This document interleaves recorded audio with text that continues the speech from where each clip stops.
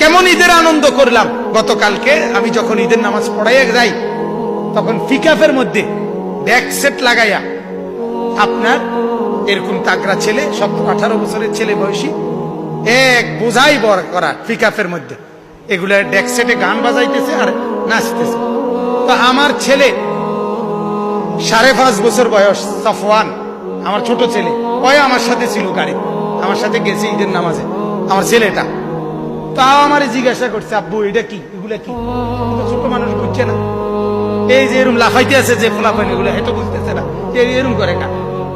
পরে আমি বললাম, আব্বু এগুলারে কুত্তা কামড়াইছে, সব দিনে একটা ডাইরেক্ট বলছি, বিশ্বাস করে এগুলারে কুত্তা কামড়াইছে, এই জন্য কুত্তার কামড়ের কারণে আব্বু আজকে তো ঈদের দিন, ওষুধের দোকান খোলা নাই, সব দোকান ফটো বন্ধ, এখন কি করব? কুত্তার কামড়ে নাচতে আছে।